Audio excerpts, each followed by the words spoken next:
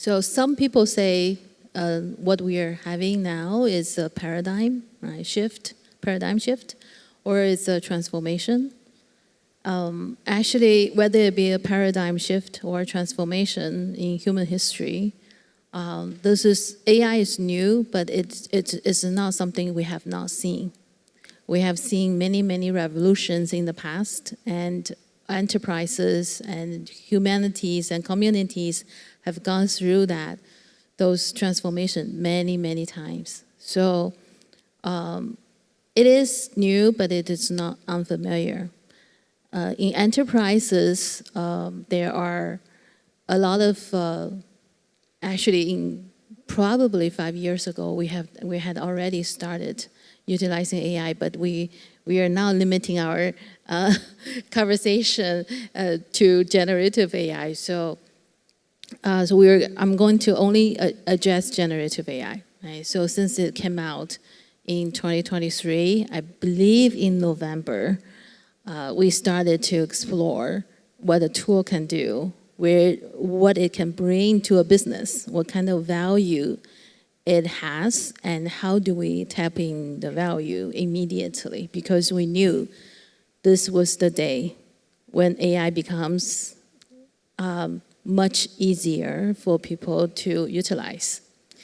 And since then, every step of the way in the past 3 years almost, generative AI has really surprised us. We thought about chatbot 1 year, and second year we are starting to use agentic AI, which is a form of utilizing generative AI technologies. And now we are starting to utilize agentic AI to replace some of the repetitive works that people have to do. And of course, over the last 3 years, there's a lot of ups and downs we had.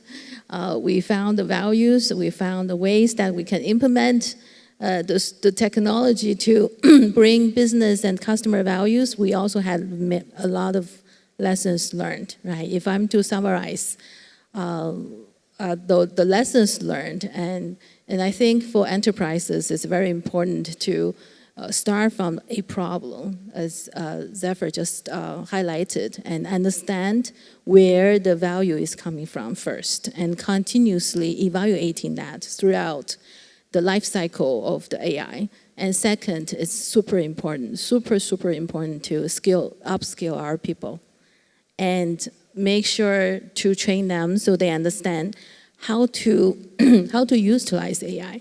More importantly, to make themselves more intelligent, right? And second is the third is to make sure we always worry about responsible AI. How do we develop AI in a way that it will not only bring the value to an enterprise, but also to care about the sustainabilities, right? The way we are developing it has to be reusable. We cannot invest money into different repetitive projects. We have to make sure the initiative projects we develop can apply into many use cases. So in this way, we save the investment for our companies, but we are also making sure we are contributing to the sustainability of the environment. Yeah, so those are the 3 ones I can share. So you've done great work upskilling, your colleagues and staff.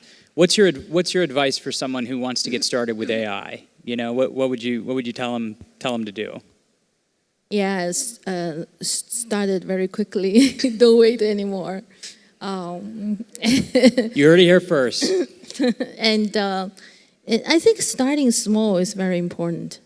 Right? Understanding what are the lower hanging fruits that you can tap into and deliver value right away, because so you can start to utilize the initiatives to train people so they can have a real life experience with AI.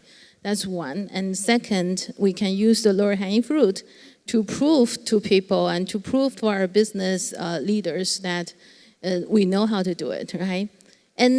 And that's not enough.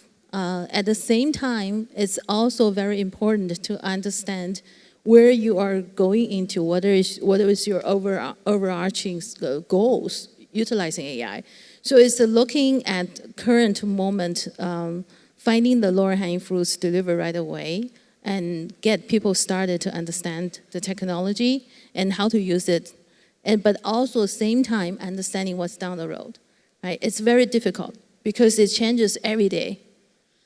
But you have to keep on pushing yourself to have more views in the future. Right? Only then you can try to predict what's coming and get prepared, get yourself, get the community, and also get your company prepared for the next step. Because it is going very quickly, much faster than what we have seen during the internet stage.